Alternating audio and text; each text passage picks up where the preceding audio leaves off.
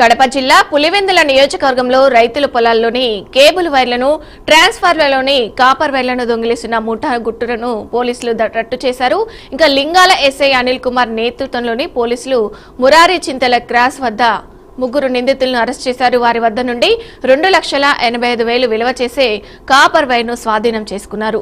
Arrest అయిన వారిలో 2 బెంగళూరుకు చెందిన వారు కాగా ఒకరు సత్యసాయి జిల్లా వాసిగా ఈ ముఠాపై పులివెందుల రూరల్ పోలీస్ స్టేషన్ పరిధిలో ఇప్పటికే 5 కేసులు నమోదయ్యాయని డీఎస్పీ మురళీ నాయక్ తెలిపారు.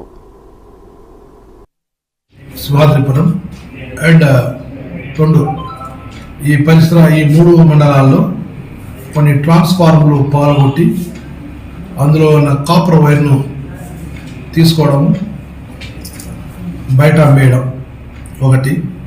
తర్వాత లింగాల పిఎస్లో సుమారుగా వైరుగా 3 లక్షల వరకు దొంగతనం జరిగినటువంటి వైర్లు,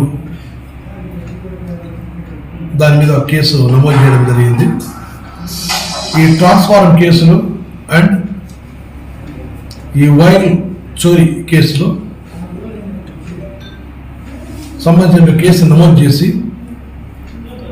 rural CI N V Ramana and Lingala SI Anil Kumar వీరు కేసు దర్యాప్తు చేయడం జరిగింది.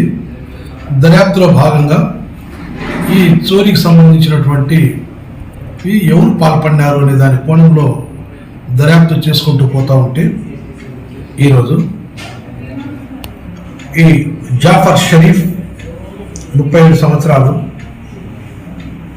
అతన్ని వచ్చి బెంగళూరు కర్ణాటక రాష్ట్రము,